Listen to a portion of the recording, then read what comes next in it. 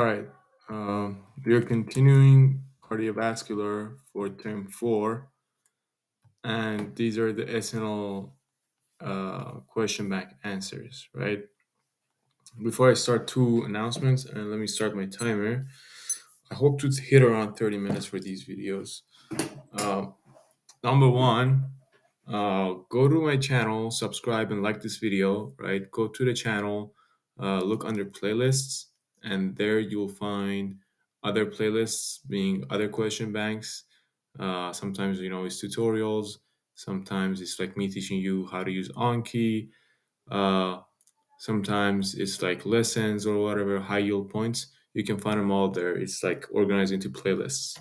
Number two is that in the description, I'm going to put like an email address, and you can, or some way of communicating with me, and you can use that to communicate with me, give me ideas, whatever it is, if you have questions or whatever. Okay, so let's get started. I really hope to finish this because I don't know how much I did in the last part. I'm going to start this question from the beginning. Okay. Um, and I'm using my computer's webcam because my other webcam kept crashing. And yeah, okay. So 71, we have a 63-year-old that male has progressive exertional dyspnea, so and lower extremity edema, a biventricular dilation, and left ventricular ejection fraction of 35%. So this guy has heart failure, right? How do we know that? The first thing that clues us into that is, exertional dyspnea. Uh, and then you got lower extremity edema. But biventricular dilation is almost always dilative cardiomyopathy. Like, I can't think of anything else that involves dilation of ventriculars. Remember that when you have dilative cardiomyopathy, you'll have decreased ejection fraction, right? Basically, this is the most common way of heart failure you can have, dilated cardiomyopathy. And the most common cardiomyopathy you can have. A lot of things can cause it, and 90% of 90% of the cases is this one. Bunch of stuff that can cause it. Pregnancy, um, uh, Coxsackie virus, other viruses, uh, genetic defects. The gene is called Titan, something like this. It's autosomal dominant. Uh, just anything that causes heart failure is usually this. So the way I memorize this is kind of like, oh, a bunch of drugs, doxorubicin, and this is like doxorubicin causes irreversible dilated cardiomyopathy. Uh, I apologize for the way I write. It's almost like I don't write anything. I just like talk about it and um, just draw a line or whatever. So drugs can doxorubicin. Uh, is it doxorubicin? It sounds like it, anyways. And the other one is trastuzumab, right? Uh, Trastuzumab is reversible, and doxorubicin is, I think it is irreversible. I don't think this point has been brought up in SU lectures, but I know I've heard this a lot in other resources. So again, most of the time you get dilated. The way I memorize it, everything causes dilated, all except for the things that cause restrictive or hypertrophic cardiomyopathy, right?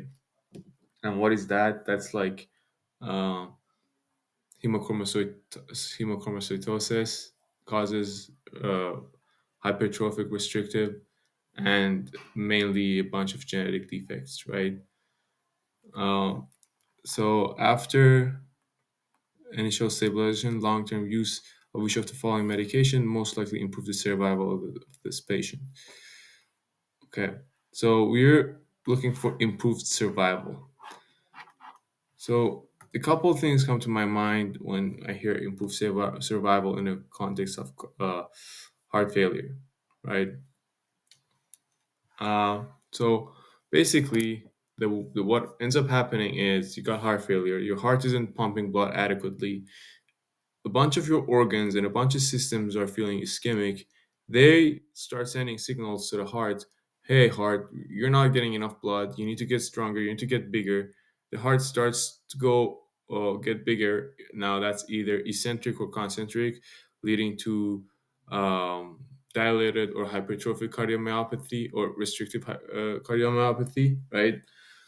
Um, so our medications, the way they work, they block those signals from ischemic organs to the heart that lead to cardio remodeling, right? You already know what those things are, but one of them is angiotensin 2, right? Another one is aldosterone. The other one is catecholamines. So this is things like norepinephrine, epinephrine, dopamine, right? So we want to shield our heart from these things. And this is what improves survival. So for angiotensin, we give ACEs and ARBs, ACE inhibitors and ARBs. For aldosterone, we give like something like spironolactone, something like that. And catecholamines, remember catecholamines will bind onto your beta receptors, right? It's mainly these two, but we give them beta blockers, right? So these things improve your the situation. They improve survival in the context of heart failure, right? And the like the order of importance is either kind of this is the most important, then this is it. This is like is used later, right? This is how you give them. But one and two, when you have like when you're talking about remodeling, one and two is the first things that come to my mind, right? So let's see. Let's look at our choices. We got amiodarone, amiodarone, amiodarone is something else. This is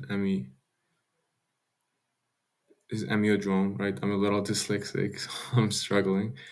This is a calcium channel blocker, non dihydropurine. Uh, Actually, no, that's amlodipine. Oh, yeah, I am dyslexic. That's amlodipine, right? Amlodipine is a is a dihydropurine calcium channel blocker. So this thing will lead to dilation of your vasculature, right? Hydrochlorothiazide, this is, it's none of these things. And furosemide is none of these things. These two still have a use in heart failure, and that is to get rid of volume. Getting rid of volume, theoretically, because so your heart is failing, right? So one thing that your body does as a natural response is to accumulate more volume to help that failing heart pump more easily, right? Now, that's good in a sense. Your heart will pump more blood, but it will put more strain on a heart that's already failing, right? And it will give you a shit ton of volume that you not necessarily wanted. So the diuretics, and it's mostly your loop diuretics used in heart failure, these guys are used, but they don't really improve survival. That's the key. You still give them furosemide, but it doesn't improve survival, right? It has benefits for the kidney, but it doesn't prolong your heart's life. What does prolong your heart life is these items, right? We spend like almost 8 minutes on this question, but anyways, the digoxin is also not it. Carbi, uh, this is a beta blocker. This is it, right? Carvedilol. Amylo. I've, this is the antiarrhythmic, right? So type 3 antiarrhythmic. I'm not gonna try to say it because I'm gonna try like 50 times and not sound like how it actually is at the end. So we got a 58-year-old. Um, chest pain that doesn't improve at rest, shortness of breath, nitroglycerin still has chest pain. You give him beta blocker that improves his condition.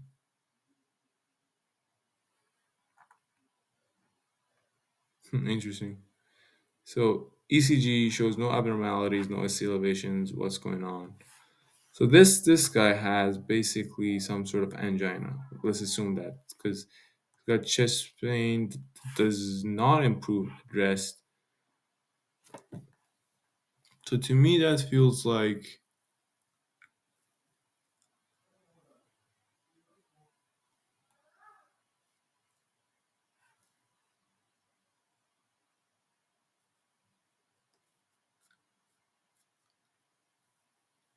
so this. It's not stable angina because stable angina is relieved by pain, right?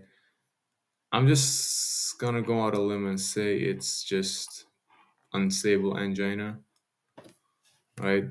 Because it gets better by beta blockers. It doesn't get better by rest. I still don't know why it doesn't get better by. Maybe it's an anxiety attack because if it's unstable angina, it should get better by oral nitroglycerin, right? And remember, beta blockers do a lot on. Uh, I'm actually leaning more towards an anxiety attack. So beta blockers also are anxiolytics, right? They like if you have like tremors that are like out of anxiety or whatever, you give them beta blockers, and your ECG findings are also normal. So I don't know, but it's a tough one. You know why would anxiety attack give you a heartache? I don't really. I'm not super confident in this. That's why I'm gonna check it.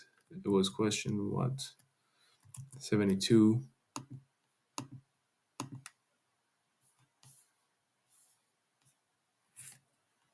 Mm, okay. So it is not an anxiety attack. It is, as I suspected initially, it's an unstable angina. And apparently, if you have unstable angina, okay, yeah, that makes sense. So the difference between stable and unstable angina is that in unstable angina, you have something acutely happening. You have like your vessel that has already atherosclerosis, right? And if it gets to like 70%, you get stable angina. Now, unstable angina, so because this process happens over the year building this thing up, you don't get pain, right? The muscle get used to it. Now unstable angina, you might have, even like a tiny bit, but for whatever reason, now overnight you get a clot. Let me draw the clot with like a different color. I'm gonna draw the clot with blue. You get a clot that like gets added here, but it like all of a sudden cuts the flow in half, something like that. That's why you get the unstable angina, right? That's why you get the unstable angina, and that's why nitrates won't help because the thing is the change in vasculature caliber is overnight, right? So you can't really fix it by the minor improvements that the nitrates are going to have on heart um, oxygen demand, right? Just as a side note, remember how nitrates work? They work by venodilation, so blood gets pulled on the veins. It doesn't go back to the heart. Heart's preload goes down, so heart uses less oxygen. 70, so 40-year-old woman comes to the ER, intense abdominal pain and dizziness, has hyperlipidemia, hypertension, diabetes, right? The full package.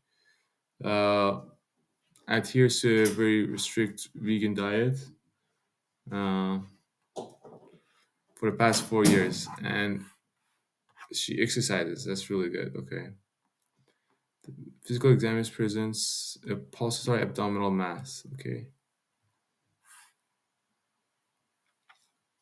So pulsatory abdominal mass is an AAA, aortic abdominal aneurysm, right? Biggest risk factor for this is cigars, like smoking, smoking, right? Not cigars, cigarettes. Uh, and it usually happens in old guys, like with a big bias towards old guys, like something like a 10 to 1.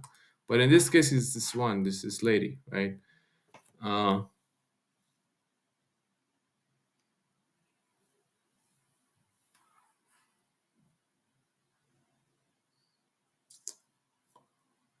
oh, and so okay, interesting. This is a good question. So the pathology behind this is because when you have your aorta, it's a thick vessel. It has these little vasculatures that run off it and like feed the thickness of the vessel. Like imagine this is the just a thickness, right? And these blue vasculatures like they come off the aorta itself and they feed the aorta, right? It's called the vasa vasorum, and that's what gets hit in tertiary syphilis. Um, but anyways, in the abdominal aorta, when you get atherosclerosis, I'm gonna draw atherosclerosis with like color pink. Holy shit, that's ginormous. Actually, color yellow. It's kind of the color it is, anyways, right? You get these atherosclerotic plaques here. They then oxygen can't go through as easily, right? It blocks the flow of oxygen, uh, and that causes kind of like weakening of the walls here, right? That causes weakening of the walls here. These walls here will get weakened. Okay, so that leads to a bulge, and this bulge keeps growing. If it grows more than 5.5 centimeter, if it gets bigger than 5.5 centimeter, or if it grows more than zero point 0.5 centimeter per 6 months, or 1 centimeter per year, kind of like a step 2 CK bit of knowledge. But so if it's over 5.5 centimeter or grows more than half a centimeter per 6 months or more than 1 centimeter per year, then you gotta it's indicated for surgery. Now, so basically the pathophysiology is through atherosclerosis. That's really important. Okay, you gotta remember, so the choices you gotta pick is gotta be something that leads to atherosclerosis. um, this is if you notice this right away, you're good. You've been studying well. Kawasaki disease is like happens in kids. Doesn't have to do anything with atherosclerosis. It can lead to coronary aneurysm, right? But and it can look like a viral infection. Aspirin use doesn't really do. It just stops clotting, stops platelets, but it doesn't do anything for atherosclerosis. Hypothyroidism is a little tempting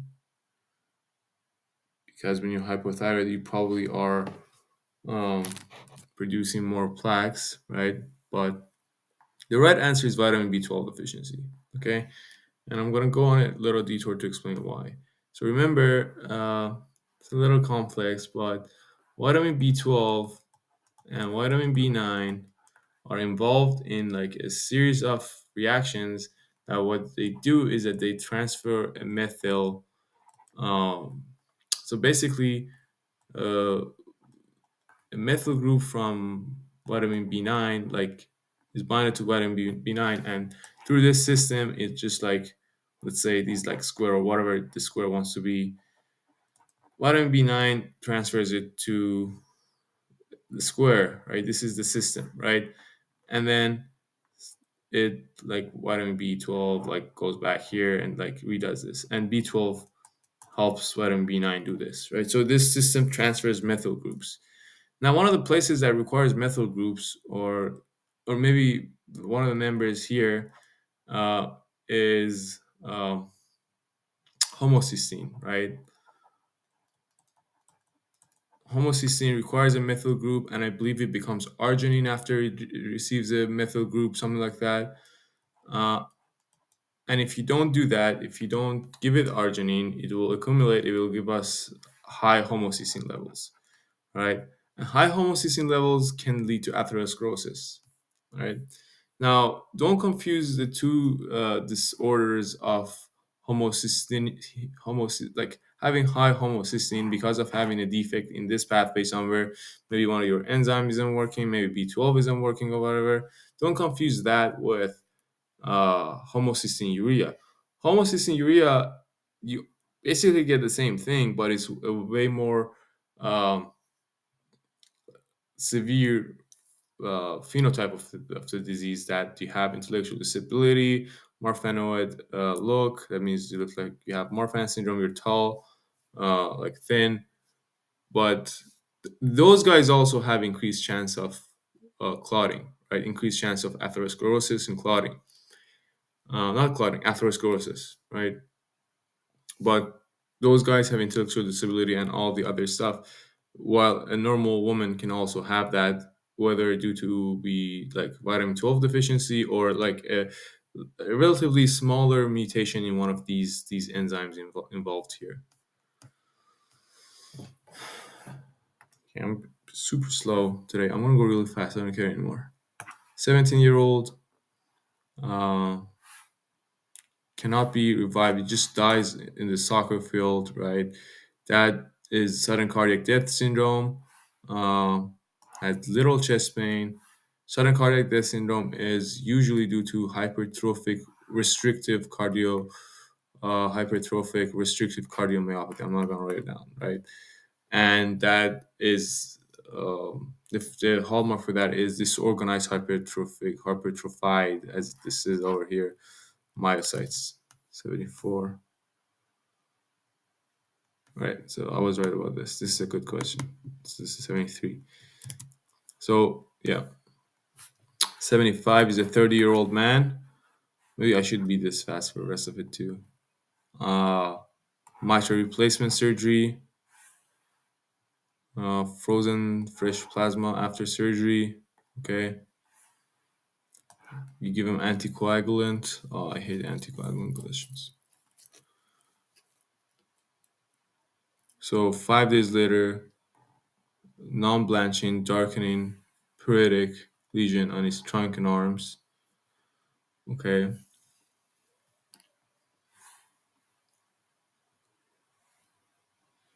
Platelets are kind of low.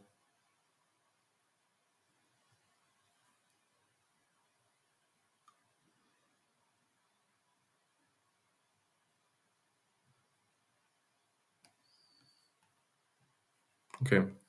So this is um,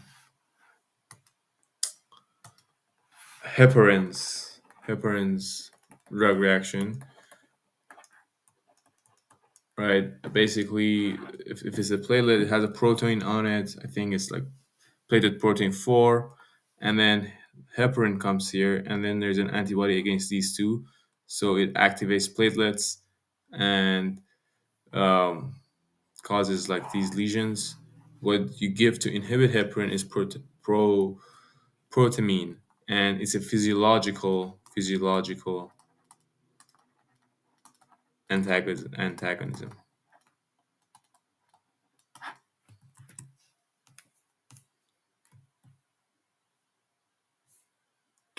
What the fuck?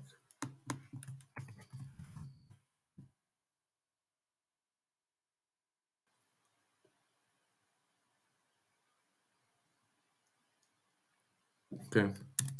Well, everything I described to you is for heparin drug reaction, right? Heparin induced autoimmune platelet activation. I don't know what this question is talking about, but it's not talking about that. If it was talking about heparin, your answer would be B. I don't know what it's talking about, but I'm just really rusty on anticoagulants. I'm gonna skip anticoagulants, but I think I know what this question is about. Yeah. So this is about dual therapy, right? 64-year-old um, smokes, has diabetes, has artery disease. Um, there's EKG changes. Um,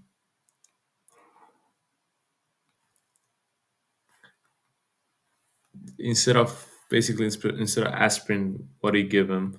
So aspirin and clopidogrel is a P2Y12 inhibitor. These two go. It's not a dual therapy question, but aspirin and clopidogrel to both inhibit the platelet, right?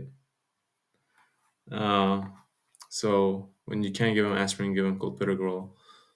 One thing I want to mention is here, what is contraindication to aspirin? You haven't learned it yet, but the question could be describing someone who has asthma. Actually, you have learned it. You gotta know this. Someone who has asthma and therefore can't may not tell you that directly is counterindicated. It might just tell you, the patient has asthma, and you want to give them a drug that doesn't mess with their asthma. So we got a 66-year-old, 64-year-old, has paroxysmal nocturnal dyspnea. Uh, Blood pressure is high. Rapid raising pulse with a collapse. Okay, this should give you a clue of what's happening. Actually, I'm not gonna even read the rest of the question. Right. Well, I see there's a S3 gallop, but rapid raising pulse with a collapse means if this is your heart, right? This is this chamber, and you got the atria, right? So this is the aorta coming off the left ventricle. The chart, I'm gonna zoom in on the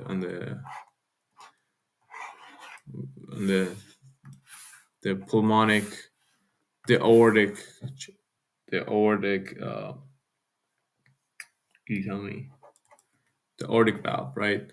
So it's like this, right? Now the way it works is that actually it's the other way around. It's like this, right? So the left ventricle builds up pressure. Pressure is, and then when it reaches enough pressure, it opens this valve up. The pressure, so it looks like this pressure goes up, and then when it wants to come down, the valve closes. So even though the ventricles pressure crash, the vessels, like the pressure out here, is like stays relatively constant until the next beat that's like this, right? Right. Let me do it by two colors. So the red is the ventricle. The ventricle's pressure just jumps up and down like crazy, right? But the blue is like your aura's pressure. It comes down a little bit and then goes up a little bit. So now in this patient, the pressure drops dramatically. So this patient, instead of that happening, something like this is happening. It's coming up, and then when it doesn't plateau, it crashes down, right? The reason for that is that this thing doesn't close properly. So it doesn't close properly, blood gets back into the ventricle, it stretches out the ventricle has to do more work, so you get heart failure, you get the third sound, you get like a bigger ventricle, right? All that happens, and it happens in the left ventricle because you're seeing the pulses on the patient's systemic pulse, right? So you get left ventricle, right? It's one of these two. And is it concentric or eccentric? Remember, eccentric is in series, meaning it's like, just remember that eccentric means like dilated cardiomyopathy. Well, concentric means like you get thicker. Maybe just think thicker has a C, concentric has a C too. So you get eccentric. Why is that? Because of volume overload. Every time your heart pumps out, half of it gets back in it. It's just blowing back at it like a balloon, right? The valve isn't there to hold the pressure, so the ventricle takes the pressure. It gets bigger, so it's kind of it gives a dilated phenotype. Okay, this sounds like a renal question.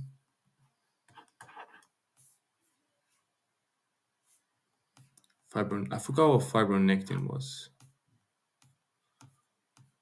I got a question. I got it right by luck today. That somewhere else. So here we got an 11-year-old. I have less than a minute. Let's try to do this. Gets the flu, headache, but she doesn't improve. And then we know it's Coxsackie B virus, right? So remember earlier I said a lot of things cause dilated cardiomyopathy. One of them is Coxsackie B virus. That was easy, right?